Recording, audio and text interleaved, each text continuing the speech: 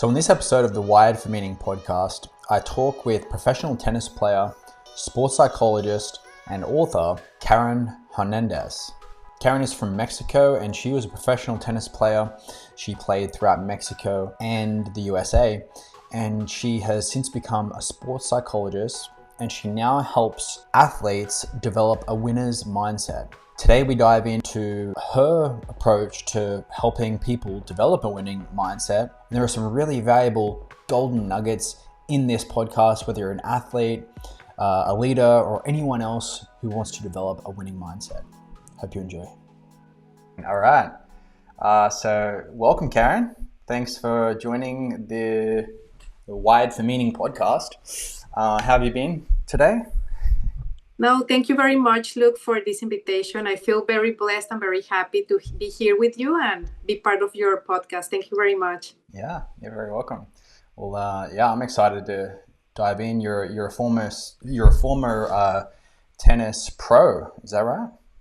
Yes, that's correct. I used to play tennis since I was little, and then I keep it playing a lot in Mexico. And then I came to the US to a tennis academy, and that helped me to become a former tennis professional. So that was very good for me, and I'm excited to share a little of my experience. Yeah. So you played tennis from what age did you start, would you say?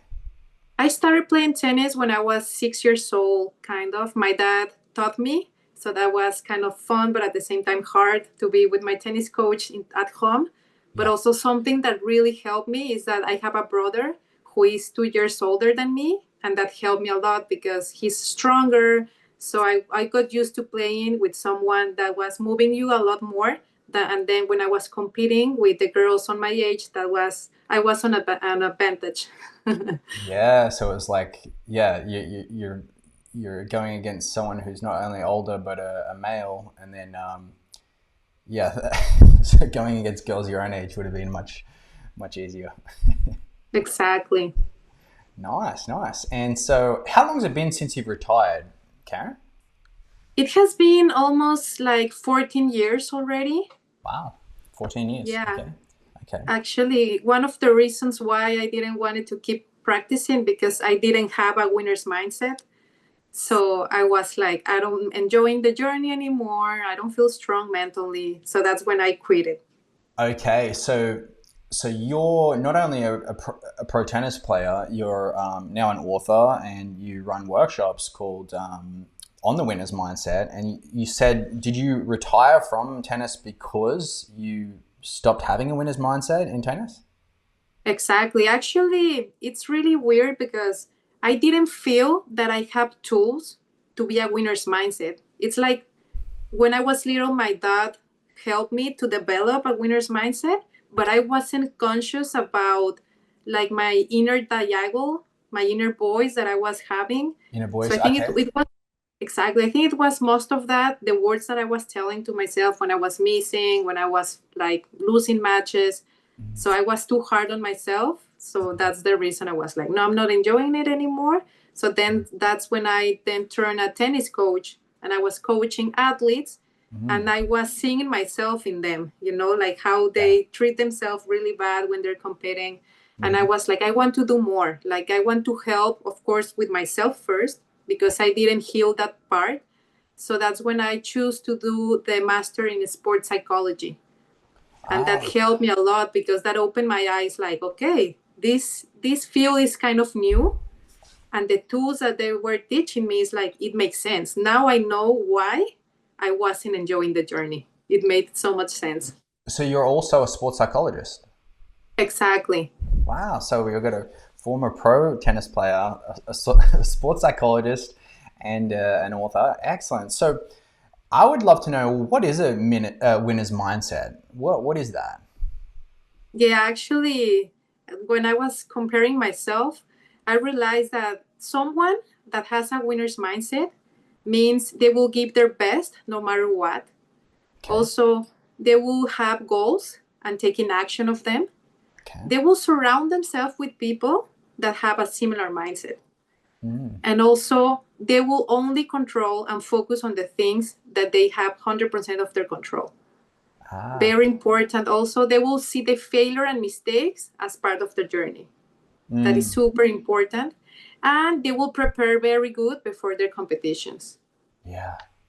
Yeah, I know that's one of the constant challenges I've helped a lot of athletes overcome is the constant attempt to control what they cannot control, and the fear of what other people think, the fear of mistakes, and learning how to detach from worrying about that and putting our precious focus on that.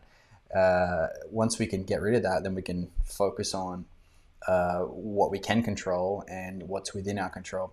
So I guess just straight off, I'd love to know what are some of the strategies you've helped or you use to help athletes stop focusing on the things they cannot control.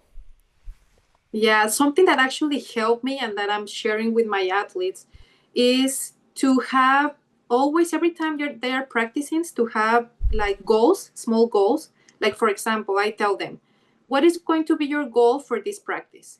They will say, I will bend my legs the whole time, or I will run to every single ball.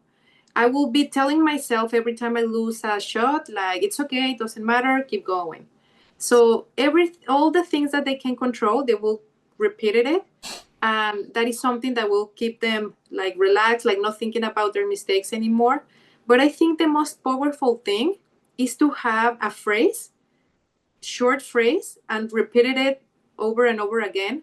For example, it could be like good shot, like very good, or also doing the bounce hit exercise. I tell them every time the ball bounces, say in your mind bounce, and when you hit, you say hit. So that keeps them calm and not letting the garbage of their head come out. Yeah, what that sounds like it does to me is it um, keeps them in their body. Um, so there's a great quote by who is it? It's I forget who it was, but it basically says, "Lose your mind and come to your senses." And for me, in my boxing career, I used to do similar things. So phrases that keep me like kind of connected to my body and away from my imagined fears. So like fast feet, fast hands, and it just brings me back into my body. So is that kind of what that's doing? Would you say? Exactly. It's basically that. And as you said, like the phrases that you were using, they're short. So your mind is more like focused on that instead of having long phrases. Yeah. So yeah, I feel like every sport it's really similar with the mindset. You need to be strong and have anchors that will keep you again into the present moment. Yeah, yeah, yeah. So okay, so when did you start teaching winners mindset? So you was it before you retired from sport or after? It was after Okay. me realizing, because I was kind of confused because I was a tennis champion, right? I Mm-hmm. knew some things that I was doing was helping me, Mm-hmm. but at the same time I knew that I was missing something. So that's when I started studying, and then I did the NLP with Jason and all that, and that helped me to get more tools and realizing, okay, how important it is the visualization, how important it is to get into the present moment with to anchor yourself with phrases and emotions and all that. And then last summer, that's when I started creating this course because I realized how my athletes were getting better, but I wanted to reach more athletes. So that's the reason why I created this course.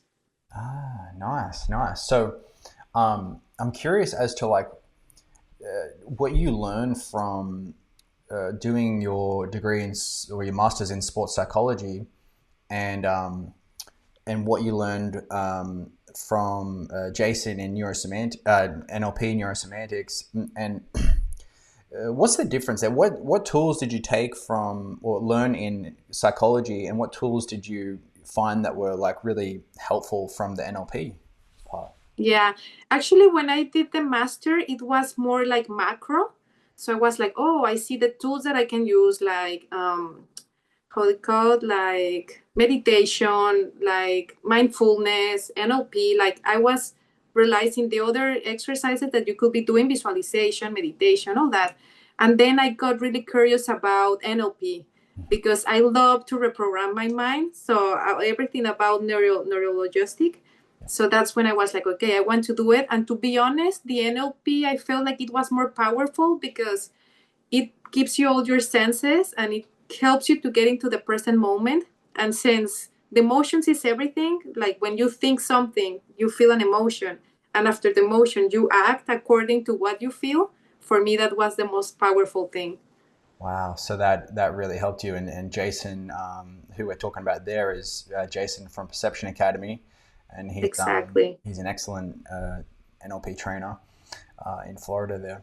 So you found the NLP practices to be a bit more powerful or more practical for you. I've heard that a number of times, and yeah, it's such a great framework for how to use your mind and how to manage your emotions in an effective way, isn't it?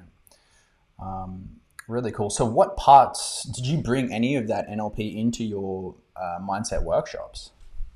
Oh, yes, I did. Yeah. Actually, I have one exercise where I make them to come into a moment where they are very confident. Yep. Very confident, and they see what they see them with themselves when they're confident. They hear what they normally hear when they're confident, and they feel what they feel, and I help them. And we do the circle of confidence with colors. They choose their colors, they choose the sound, the smell. So it's very powerful. Of course, like everything in life, you need to practice it. It's not magic. Like everything, you have to practice it every single day, but that I think that is a very powerful tool to use it. Yeah. Yeah. So, and actually, that's something I learned from Jason myself, which is the power of practicing states, emotional states. So, confidence, we can all feel confidence, but until we've practiced something a lot, we don't get something good at anything until we've practiced it a lot. And so, practicing the state of confidence is a skill, isn't it? So. It is. So that's what you teach. You teach athletes how to practice the state of confidence, Exactly. and they can go away and practice that. Nice, nice. So what would you say the main problems you were trying to solve when you created these workshops for athletes? Actually, I realized that many of the athletes don't really enjoy the journey because they're focusing too much on the results. So Mm, that's when they celebrate themselves until I don't win this tournament, I'm not good enough.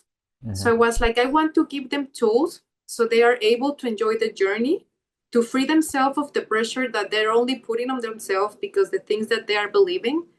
So it was most of that, like believing more in yourself and enjoying the journey. Yeah, believing in yourself and enjoying the journey. Gosh, I wish I had that when I was a young athlete. I spent so much time focusing on what I wasn't doing and where I wasn't and why I wasn't good enough, and really didn't get to enjoy the journey to its fullest. So, Yeah, I felt exactly the same. did you? Yeah. So, how long did you actually play tennis for overall? Of course, I'm still playing, of course, not competing anymore, but Okay. I'm still practicing the game. And actually, I enjoyed it so much now that I apply the tools to myself. Of course, every time I have a session with one student, with one athlete, I apply so many things to myself. And then it's like, okay, now I want you to try it because some things that don't work for me, I mean, that works for me, maybe it doesn't work for them. So I'm like, this is experimental thing. Keep working, keep practicing, and you let me know what helps you and what doesn't, and it's okay. Yeah. So tell me this: if you had yourself as a supporter, as a mental coach when you were younger, what difference do you think that would have made to your career? A huge difference. Yeah. I felt like I I stopped myself so many times because of the inner voice that I was listening. Mm, So that will be awesome, but at the same time, I feel like everything is perfect. And now to be able to help athletes that are like starting to compete, that feels a lot of fulfillment. yeah. I feel exactly the same. I struggled through so many issues that I work. Some of the athletes I work with now, I see myself in them, and getting to help them overcome those challenges so they can just get out of their own way, because that's really what we're talking about. It's a lot of this is just getting out of our own way and stopping to sabotage ourselves, isn't it? Exactly. Yeah, yeah. So it is such a fulfilling job to help people like that. So your book, you've got a winner's mindset, a workshop that you deliver, I guess, to who do you deliver that to? Like sports clubs? Yes, actually, I have it now on Hotmart, so you could find it if you search in Google. Yeah. You have to do it in Spanish for now, but you could put the subtitles in English, so that will be perfect. Yep. But you could search Mentalidad de Ganador Hotmart, and then you will see my name on top, and that's where you can find it. And Also, something that I like about this is like you could do it at your own pace. So now life, it's getting more busy, so it's good that you have your own space to do it. So yeah, basically it's more with that. okay, so it's more so you just sell the recording and you don't go to clubs and things like that? Exactly. Okay. I want to go to clubs actually to do like presentations of my book, which I have it here. Yeah. That's what I wanted to ask you about next. Okay, so what is the book Yeah. about? Yeah, actually, the book, I'm sharing my experiences at what helped me become a champion. Okay. How important it is to have a supportive family, to surround yourself with friends that also believe in you, that support you, and they want to make you better. Mm-hmm. How important your values are, to be disciplined, to be grateful, to enjoy and to open your mind to different things. Because sometimes when I go back to how I was when I was 16, 17 years old, I felt like I was too closed on my mind, and how important it is to keep learning new things. So now you get bigger on your head and you have more perspectives and options when you're taking a decision. So it's more about that, like getting outside of your comfort zone, and how you have to set goals and of course be willing to pay the price of doing it every single day to get into the goal, the big goal and the big motivation that you want. Okay, and so from all of that, it sounds like from what you said at the start, you were kind of in a pretty prime environment to become a champion. You had your dad coaching you, you had your brother challenging you. If someone doesn't have that, how could they set themselves up in the same way, would you say? Yeah, actually, that happens so often with some of the athletes that I coach, and that's when you need to be more like stronger on your mind and be willing to change a lot of your beliefs, because they will say like, no, I will never make it, and I'm working with them like it doesn't matter if no one else around you support you. The most important thing is that you believe in yourself, because as you said, I was so blessed that I had my dad, my brother, but at the same time I felt that I didn't believe enough in myself. That's why I maybe didn't got into top 10 in tennis, right? Yeah. But then if you believe in yourself even though no one else believes in you, that's the most important thing. So if you've got a young athlete now, similar to when you were younger, who doesn't believe in themselves, how do you train them to believe in themselves in that way that will really help them become a champion? Or Yeah, the first thing is like realizing what they're saying to themselves, like the inner talk. And then like do a couple of questions like what do you normally think when you are missing a ball? Like developing things, and probably they are saying very negative things like no, I'm too short to be able to play this sport. No, I'm too lazy, or they saying so many things. And then I challenge them and I say, if you really want to change, I need you to say kind of the opposite. Like if you're saying you're lazy, then you will be lazy your whole life. You need to change that, because remember, your mind doesn't know the difference between a joke or not joke, or if everything is real or not. So you need to start telling your mind that you are smart, that you're able, that you are not lazy, like you are disciplined. Say that you are disciplined, and then your body will try to do it, because maybe at the beginning you don't believe it, but when you start doing it more, then they start believing, and they will see the difference. Yeah, and that's so. Let's say someone has like, I've been telling myself, looking at myself in the mirror, and saying I'm disciplined every day, and I'm still not disciplined, or I'm telling myself I'm confident, and I'm still struggling to be confident. I know there's a gap between the old beliefs. There's a time. There's a period of time between the old beliefs and when we can slowly replace them and like dig out the old beliefs and replace them with the new beliefs.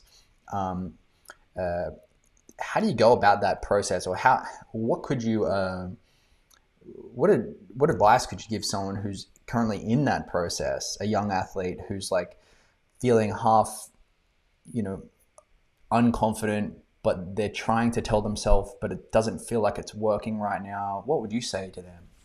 Yeah, actually, another tool that also helps me and helps them is doing visualization. Because when your mind believes it, even if you see it on your mind, then we are one step in front. So I'm tell them a lot of do visualizations, and then they like, oh yeah, I felt it. I felt how it is possible. Okay, like keep doing it, keep doing it. And also like to have patience on the process, because also something that I tell them is like, you have been believing that you're not enough for so many years. So now you're starting to do it 3 months ago, to believe that you are enough. So be patient. Keep doing it, keep doing it, keep doing it, and then slowly you will believe it. Yeah, yeah. So be patient. The visualization is an interesting one, and that's one thing I think NLP is just gives us the skill of visualization, because it helps us get access to our internal movies, our internal pictures, our internal sounds, our dialogue. Gives us a greater awareness of that we all have going on anyway, but we can actually get greater levels of awareness of it. And I found NLP to be so fantastic for that. So Yes, when you say visualization important, are we talking about visualizing ourselves as if we were confident? Or, exactly. okay. Yeah, you like visualizing yourself as the thing you want to make on. Like, for example, if I see myself as a lazy person, then you have to see yourself how you are acting on what you say that you will be doing. Like, okay, I'm doing exercise. I see myself doing things that I normally don't do. So it's more about feeling how will it feel to be doing what you said that you will be doing. Yeah. Yeah, one thing I've noticed that helps is if going from I am confident from where I am now to I am confident feels too much of a leap. I like to tell my athletes to say start with I can be confident and visualize themselves doing the things that are going to help them develop the competence, so then they can step into that confidence, and and that's kind of like a bit of a stepping stage. So if someone is like, oh, I don't feel like I can be confident just yet. I mean, I can't just say I am confident. They maybe can step into I can be confident, and the more they believe that, because it seems like it's a bit small of a step. Yeah, it actually, yeah, that makes sense. Yeah, yeah. So for you, are there any stories that stand out from any of your clients or workshops that stand out that I don't know that you would share for me? Oh, yes. Actually, there's one athlete that when I was teaching her, like she learned from zero to how to play tennis. And at the beginning, she was like really hard on herself. Like every time she misses, she was like saying that she was bad. Like, why was she doing that? But little by little, she had a lot of talent. So she was getting better. And then she used to not enjoy the competition. She was very nervous. And then I started giving her some tools, a lot of visualization, which for her helped her a lot. And then now, like now she competes with ease. Like she's very confident. Of course, sometimes she's nervous, but she accepted and she has tools to be more relaxed and just be on her best level in tennis. So for me, her was a big difference. And the key is like she was able and she was committed to do the work. I think that's the key with everything, because now we have more tools, but if you're not able to take action and apply them, then they will be just right there, you know? So she was willing to do the work. So that was the big difference. Yeah, so that made a big difference for her. And when you say like the visualization you gave to her, what kind of visualization technique did you give to her? Yeah, I gave her a lot. It depends on the tournament that she was playing, but mostly like how to see herself that her forehand was aggressive. Because when she was training with me, her forehand was super aggressive. When she was competing, her forehand was like pushing the ball. So I sent her visualizations where she could see herself being aggressive on a competition. And then every time she was competing, she before the return, she was saying to herself, "My forehand is aggressive," and then she was like on that state, and she believed it because she was listening to it like really often. Yeah, nice. So it's an audio track that you send her and Yeah, it helps her, exactly, guides her through the visualization. Nice. exactly. It was my voice like guiding her. Yeah. And so, I've worked with a lot of athletes uh, who care so much about what other people think. They're so afraid of the judgment of others. Often it's the coaches, but even beyond that, they're caring. So their mind is elsewhere and not focused on the game.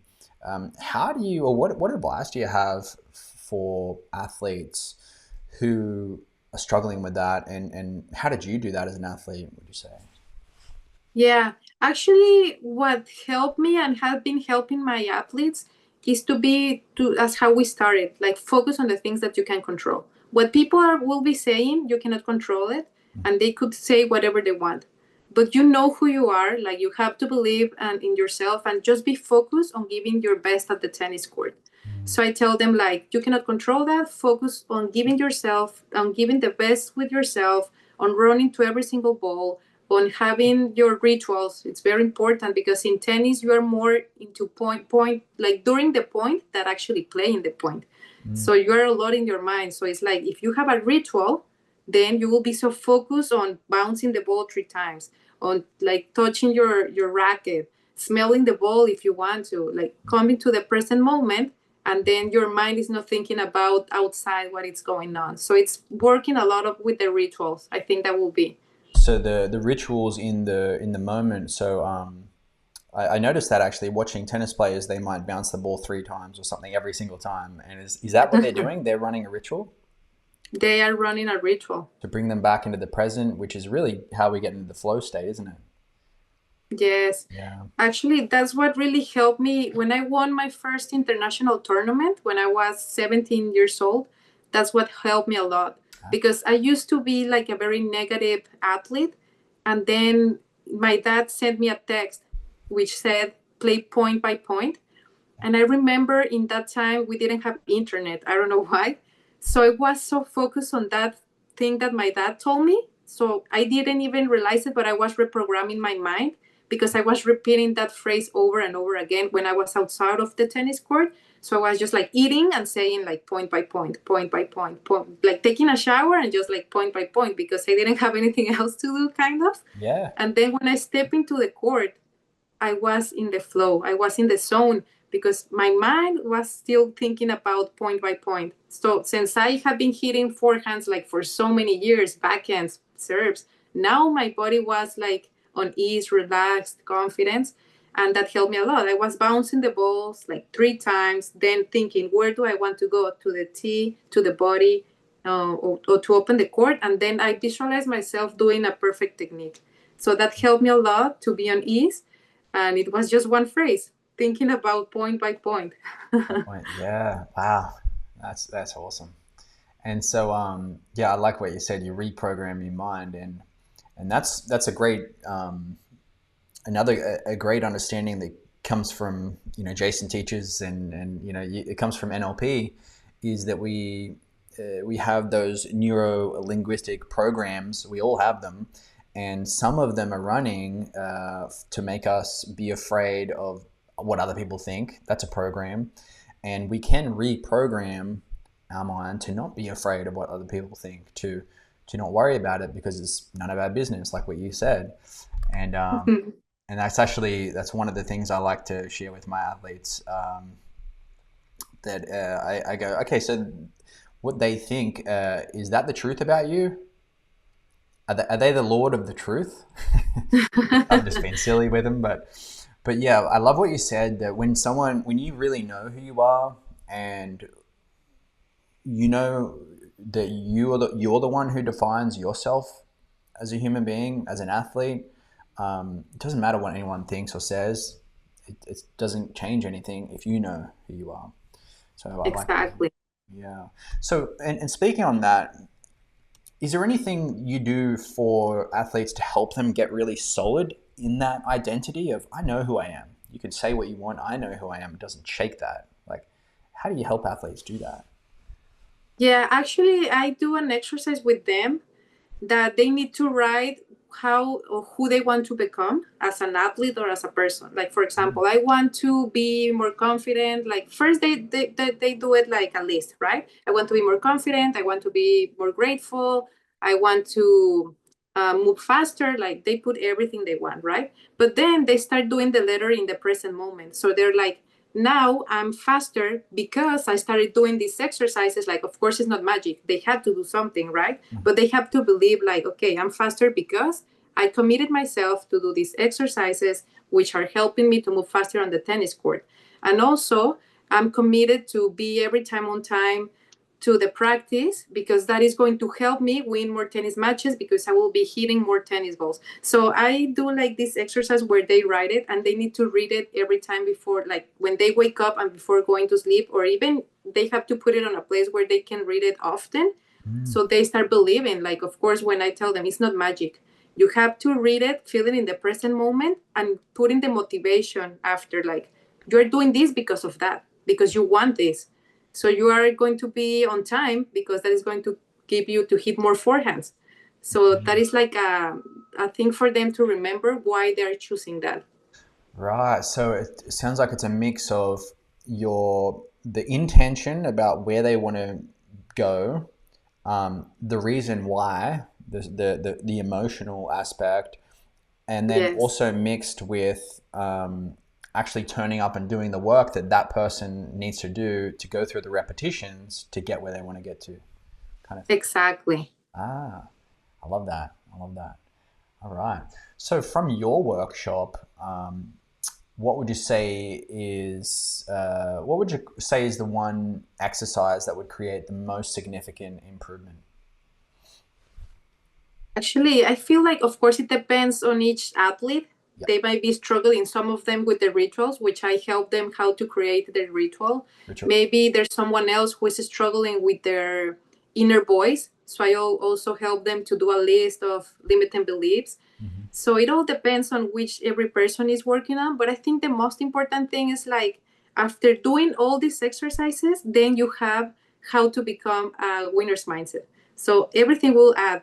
Also being grateful. Like, for me, when I started to be grateful, wow, everything changed because now you're focusing on the things that you have instead of, like, no, I why I'm not practicing in this tennis academy. It's like, come on, be grateful. Like, you have a tennis racket, you have tennis shoes. Like, focusing on all that is like getting some pressure outside of your shoulders. Yeah, it makes me think of a book I was about to mention earlier. I'm actually reading it right now. It's called The Gap and the Gain by Dan Sullivan and Benjamin Hardy.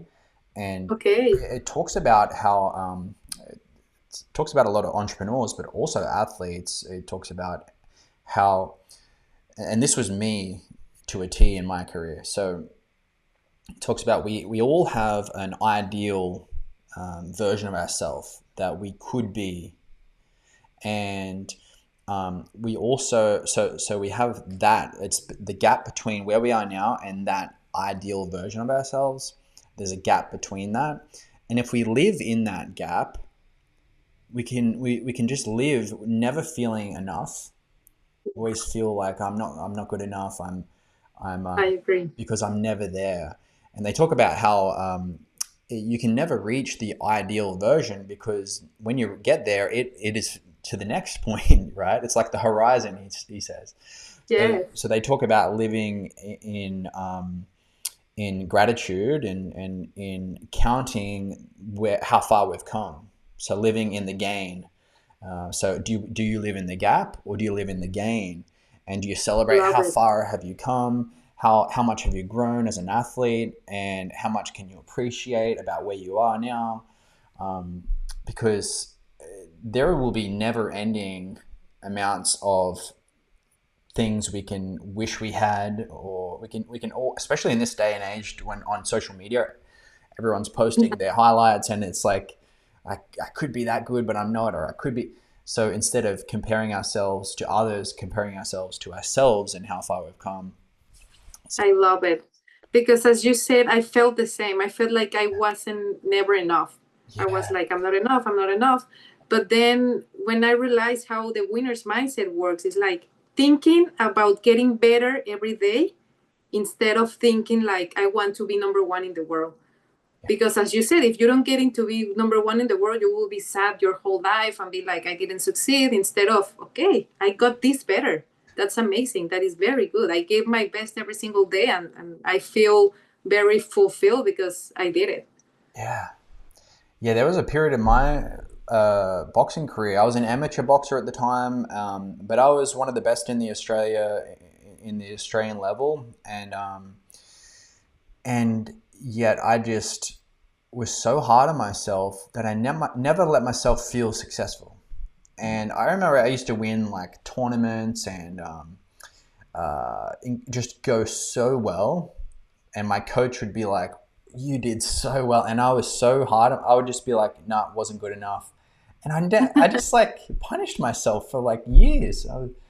I really Yeah, wish I wish I I had know. someone helping me back then. But yeah, it's amazing what we can do with this. We can use it. It's such a powerful. Our mind is so powerful, and if we use it in the right way, you can see what great athletes do and great people do in general. But Exactly. it's so easy to sabotage ourselves, isn't it? It is so easy. No, and as you said, like for me, my dad was super hard on myself. So I felt like that's why I'm really hard on myself. Yeah, Of course, that helped me become a champion. Like there's a price to pay, right? yeah, But also, like when I used to win, as you said, for me, it was like that's what I supposed to be doing, winning the whole time mm, because I'm training so hard, like I'm doing more than everyone else. mm, So I didn't celebrate, as you said. It was like that's what I'm supposed to be doing, winning. If I lose, then that is bad. yeah, yeah.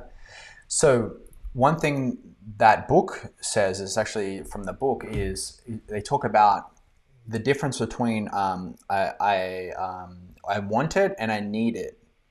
And there's a huge. They talk about how when you need something, it becomes obsessive and kind of Mhm. function. And for me, I needed to be a champion. I needed to be the best. And and they talk about an athlete in the book where there's this really high level. I think it was an NFL player. About he said, I don't need to be great at. I don't even need the sport. I just want to be. I know. He's like, I know who I am. I'll be fine without it, but I really want it. And I think that Wow. if that is such a if athletes could understand that and get that, that you don't if you don't need it, you know you're going to be fine without it, and but you really want it, and you'll practice hard and put all the mental Oof. work in. Like that is like, to me, you can get out of your own way, and you just right. No, it makes so much sense. As you said, where normally the humans were thinking about, as you said, the lack, no, like I need it, or like putting a dependent thing as with the confident, right? I'm going to be confident only if I make good forehands. It's like, no, you can be confident even missing forehands. Yeah. But we're thinking always to have something external to put our emotions on. And I love what that book is. You should send it to me so I can read it. I It's will. very interesting. Yeah, yeah, it's a fantastic book. Um, yeah,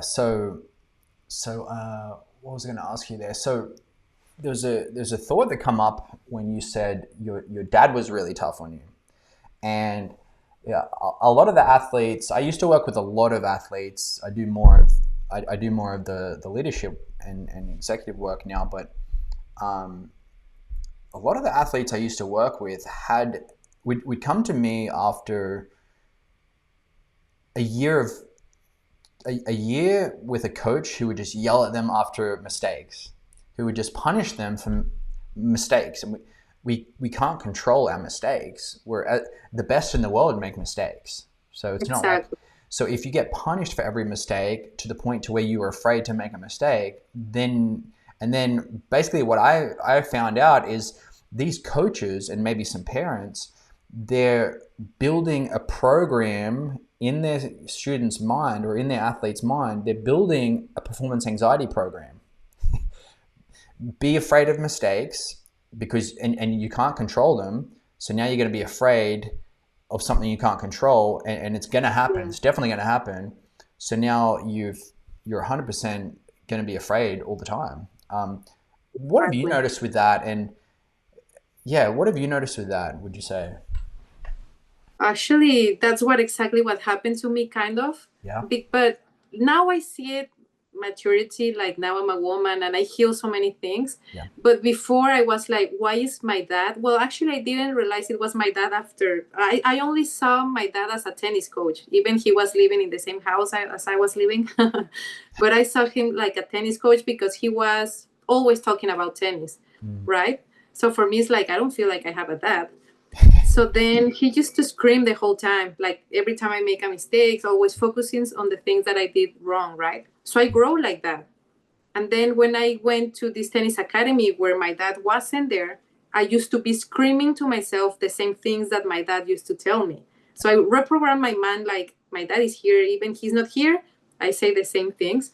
And I felt like, as you said, that made me not enjoy the journey and also to be hard on myself still.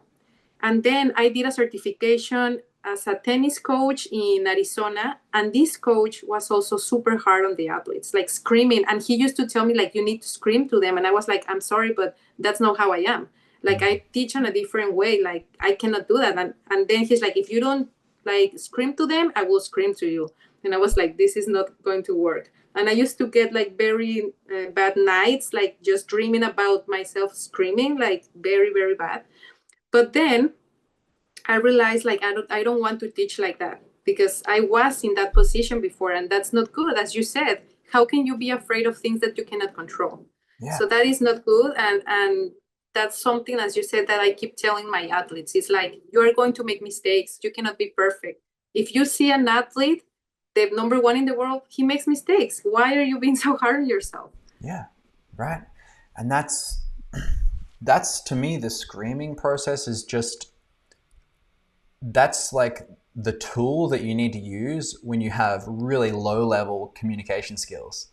Because if you think about it, I could scream at someone all day long. I didn't coach them. So it's like, this is the mistake you're making. Mm-hmm. This is what you're doing. Do you want to change that? Like the motivation, if they have the motivation, they're going to change. So do you want to change that? Exactly. Okay, let's drill that because you keep making the same mistake. Let's change that. And I can say that and coach the person respectfully and Mm-hmm. and treat them as a human being as well as an athlete and get a No, way I better agree. result, I think. Actually, that's very funny because when I become a tennis coach, I was realizing that I was teaching with so much compassion to my clients and my athletes.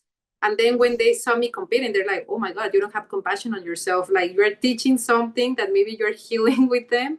Yeah. And I'm like, that's true. I need to apply that to myself too. With the same compassion when they make mistakes, same with me. Yeah. Yeah. I talk about, I teach my athletes the same thing to, you know, okay, you make a mistake and you get angry at yourself. Does that fix the problem? Not at all. It's like, okay, so why don't we just skip that part and go to how can I get better?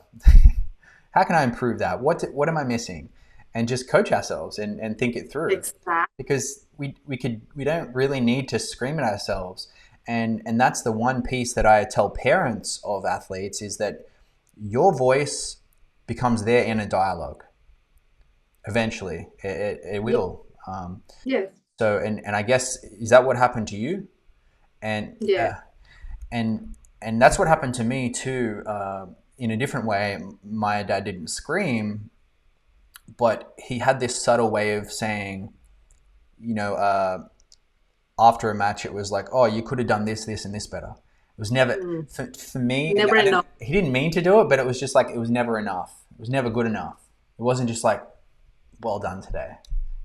It was like really good, but this and this and this. And it's like, so, Yeah. and that became my inner dialogue. Right? That is so true. Actually, yeah, every time I have a session with us with an athlete, sometimes I'll talk to the parents after, and I'm like, be careful of what the things you're telling to him. Like, it's very the pressure that he's feeling probably is because of what you're telling. So as you said, it's very important what they're communicating to their kids and all that, because that is going to be their mind the whole time, in their mind. Yeah, yeah. So when an athlete is motivated, because we can have all different types of motivation, right? So when an Mm-hmm. athlete is motivated purely to impress the coach, purely to I'm doing it for my parents because they want me to win. Would you say that is that a healthy motivation, or what would be the ultimate motivation for an athlete to have? Yeah, no, actually, as again, to put something on the external thing, of course, there's people that will might help a little motivation, but you have to put everything on you. Like, I want to be motivated because I want to improve this. Mm, I always tell my athletes to like cheer yourself. Like, if your dad this didn't see the improvement that you have been having, don't worry.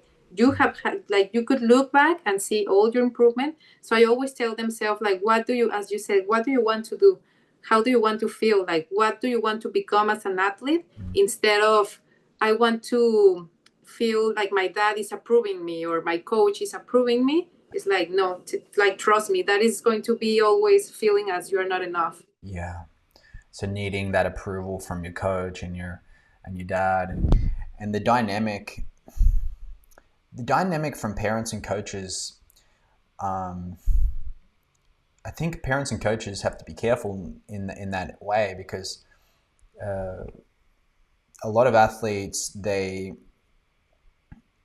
it's kind of set up for them to have to impress their coach, because uh, if they don't get started, or they don't get enough playing time when we're talking about soccer and things like that. Yes, And yes, then yes. some parents are so invested in their athletes' success that on the drive home after a bad game, which I don't like using the word good or bad, but they'll even be quiet in the car, or a little bit, even if it's subtle, the child feels it, and it makes such a big difference, to what you were just saying there.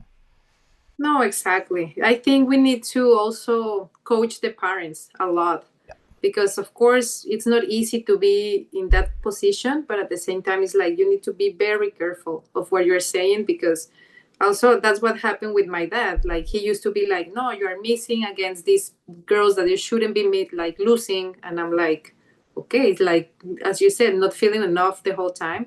And instead of saying like, okay, it didn't work today, but it happens, it happens to everyone. For me, it's like I have something wrong in myself because I'm losing against the girls that I shouldn't be losing. Mm. So yeah, it's very important, all that. Yeah, and the one thing I don't think parents and coaches uh, often realize is not being enough in a sport is one thing, but that spreads around into other areas of their lives. Oh yes. For me personally, I wasn't just enough. I built that program so well in my mind that I was not enough as an athlete, and I was not enough as a person, and I was not, and it was very damaging and toxic for my mental health. So did that spread into other areas of your life? Oh, totally. Yeah. Totally. And that's why when I decided that I didn't want it to keep playing tennis as a professional, I was like, I need to heal and I need to find tools because I'm a person, like I'm not a sport athlete anymore. Like I want to be strong because life needs strong people. Yeah. And I wanted to keep growing and evolving. So that's when I was doing all these reprogramming things. And I have post-its on my room sometimes where I put I'm enough, I'm enough. I'm like still doing things that I teach to my athletes, but doing it now in my normal life. Yeah. Yeah, because it really makes a difference to your relationships, to everything, just to career. It spreads into Exactly. all other areas. Yeah, and so there's a process I take athletes through, and it's a post game analysis.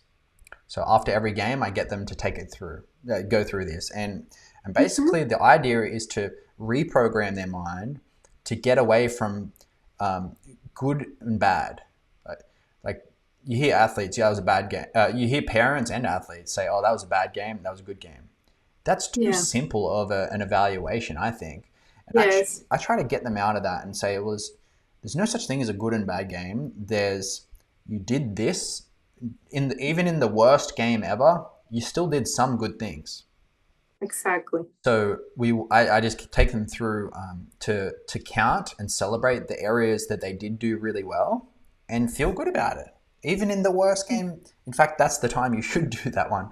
In the worst game Exactly. ever, it's feel good about those parts that you did well, and then the areas that you did so bad that you just don't feel good about. Instead of beating ourselves up, we want to look at those areas, analyze them, and think through how can I improve those areas?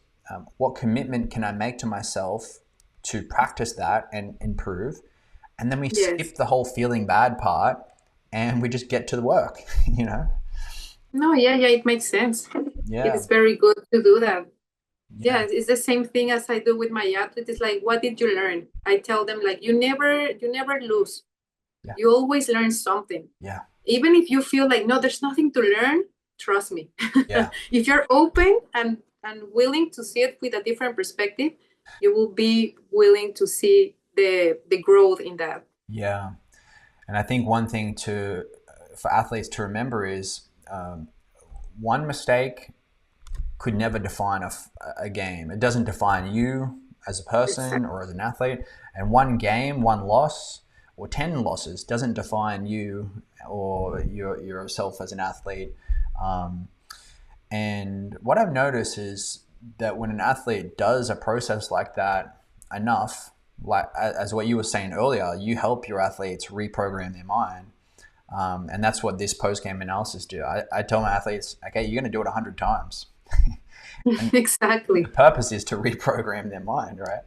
And what I noticed there, Karen, is that what happens is they start to reprogram their mind in their sports, and then that spills over into other areas of their life. And they're I in a agree. social setting where they used to be beating themselves up in a social setting. Now they're counting the areas that they're doing well and going, I could really improve that social skill in that. And they start thinking in that way. And I think that's such a beautiful thing that comes from sports is the good things can spread into other areas as well. The confidence, when you're a confident athlete, you walk around as a confident person everywhere too. I agree. It is super powerful. And that is something that I'm still reading. I really like about Joy Dispenza. Like I do a lot of his meditations. I don't know if you have heard about him. I've dabbled and done a little. I Yeah. think I've done a couple of his meditations. They're different, but they're Yes, interesting. they're very different. Yeah. And he tells how it is important just to see yourself of how you want to become, right? He doesn't really like to go to the past because he said like you are going again to the trauma. It's like see yourself like if you really want to change, try to do different things. Like for example, when you wake up, instead of doing the same thing all over again, like waking up on the same side, it's like wake up on the other side. Like tell your mind that you really want to change, and then your mind will be like, oh, okay, like this person is not doing everything in automatic. Like this person is really trying to add new things, new skills in their body. So now your body and your brain is helping you to learn new things.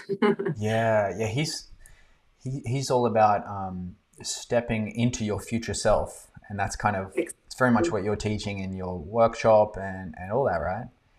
Yes, exactly.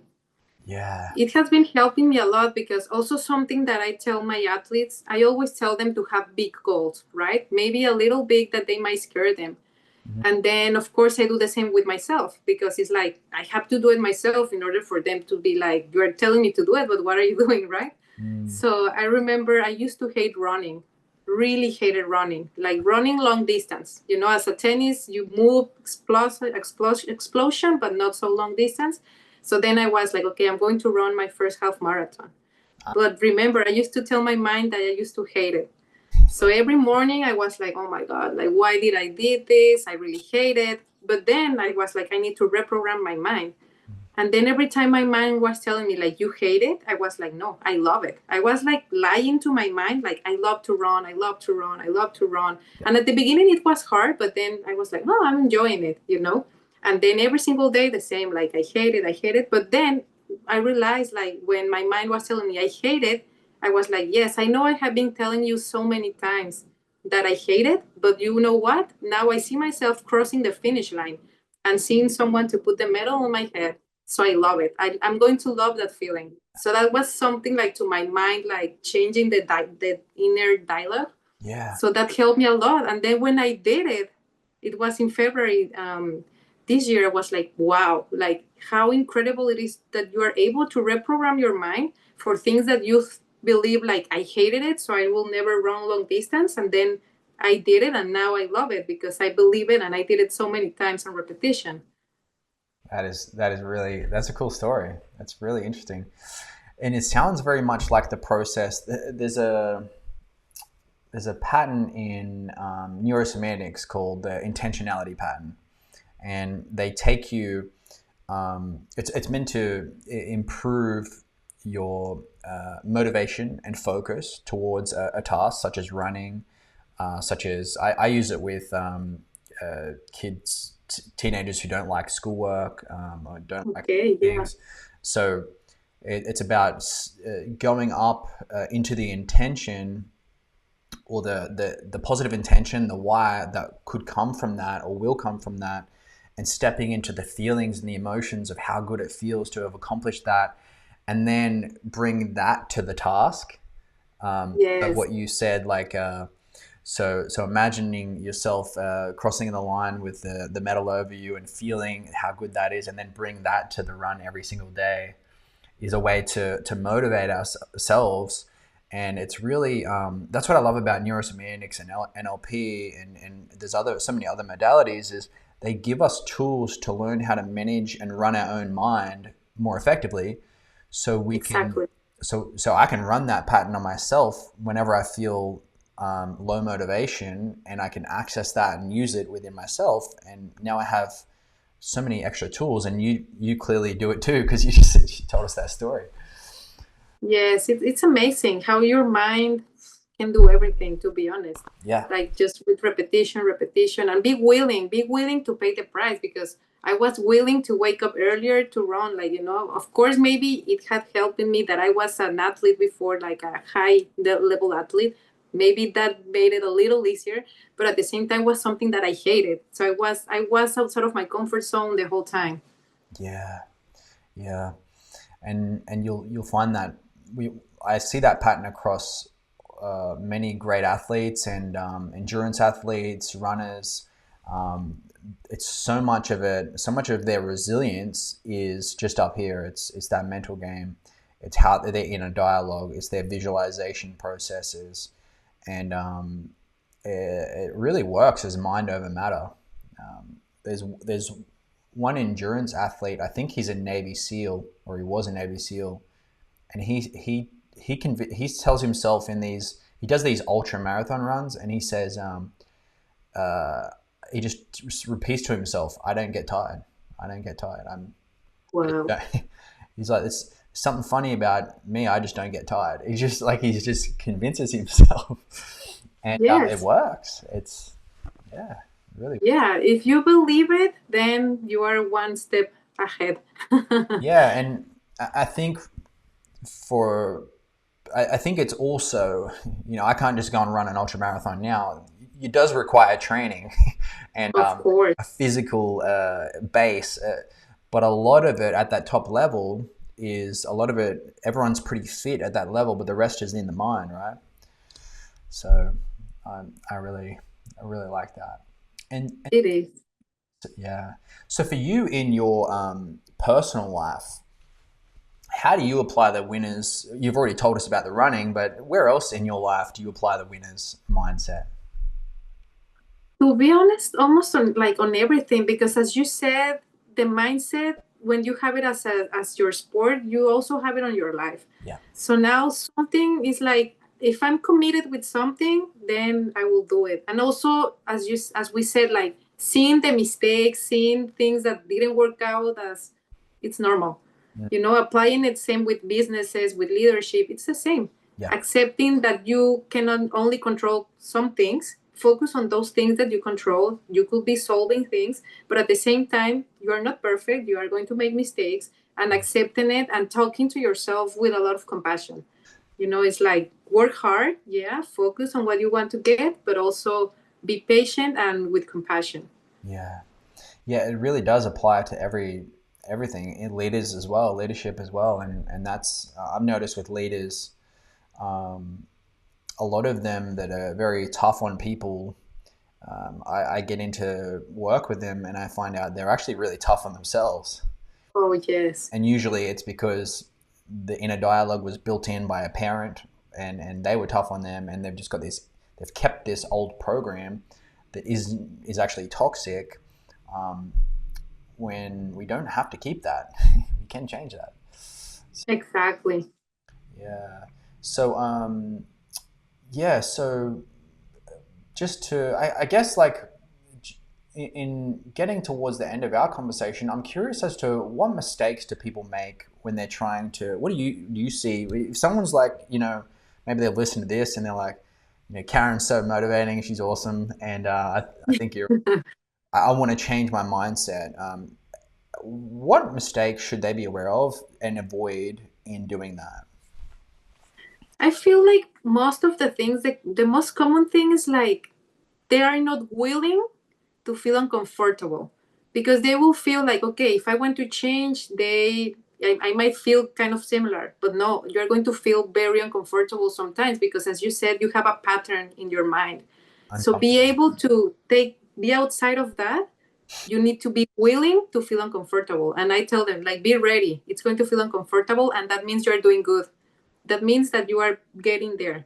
Yeah. And I think it's be willing to be committed, and be willing to feel uncomfortable to do the process, and to have patience. So being willing to be uncomfortable, um, be willing to do the work, and then just have patience. And and so, how do we? What if someone's like, it's just too uncomfortable? Are they trying to do too much too soon? Maybe, like, what would you say there? Hmm, Anything else going? maybe, like, for example, I have this athlete which she gets very mad the whole time. Like when you see her, like she's stepping into the court already feeling like very bad, like Wow. angry, very angry. Okay. And it's funny because it's like how neuro semantic. She tells me, I'm mad, I'm angry that I feel angry. She's putting anger all over on top of it. And She's I'm like, wow, she's that's amazing. And I told her, what happens if you accept that you're angry? Okay, that feels better. And now she accepted, right? But then I'm telling her little by little, when I see her practicing, it's like every time you miss, I want you to say, come on, it's okay. She feels uncomfortable doing that, because she's always and in automatic telling herself, like, I suck, what am I doing this? So I'm like, I know you feel uncomfortable, and I know you might not believe it now, but say it's okay to miss. And that's what I feel like, the level of uncomfortable, like you're going to feel uncomfortable because it's not the automatic thing you normally do, but at the same time it's like it feels uncomfortable, but then later, little by little, it's going to be with more ease. And so, what I hear in that is the uncomfort is a good thing because if it was comfortable, it means you're just staying in who you were anyway. It's kind of like the metaphor of the was it the lobster? If the lobster stays in its shell, it doesn't grow into the bigger lobster or whatever it is. Exactly. Yeah. Yeah. So if we don't outgrow our old shell, we won't, and that can be uncomfortable. So that's interesting. Okay. Well, I've taken so much from this conversation with you. I've really enjoyed this conversation, Karen. Thank you so much. And I just want to. So what I'm going to do is I might get the link to your book and your workshop, and I'll just link it underneath this podcast wherever I put it in Spotify and Perfect. YouTube and all that. And and I'm wondering, how can people? Let's say there's a coach or a parent or a student or an athlete of any kind out there going, man, I'd love to work with Karen. How can they work with you? Do you do like Zoom calls 1-to-1, or is it in person? Yes, I could do in person. I'm currently living in Miami. So if someone from Miami would like to do it in person, if not with Zooms, I also do one-on-one in Zooms. Yeah. But I think the easiest way to reach me will be on my Instagram, which is Karen with K, HDEZ, tennis with double N. And then you will find me on Instagram. Okay. You could send me a personal message, Yep. and yeah, that will be it. But yeah, we could be there online or in person. Nice. Awesome. All right. Well, I'll put that in the links under the video as well. And yeah, so just the final question, I guess, for you is, what's the message you want people to take away from your journey? What would you say that is? I think it will be keep working on believing on yourself, believe in yourself no matter what, and enjoy the journey. Enjoy the journey, because if not, you will never feel enough. Enjoy and celebrate yourself every step that you have made. Mm. Oh, I love it. I love it. What a powerful message. So I appreciate you so much, Karen. Thank you so much, and I look forward to catching up with you in the future. Thank you very much, Luke. It was super fun and excited, and hope to see you soon. Thank you.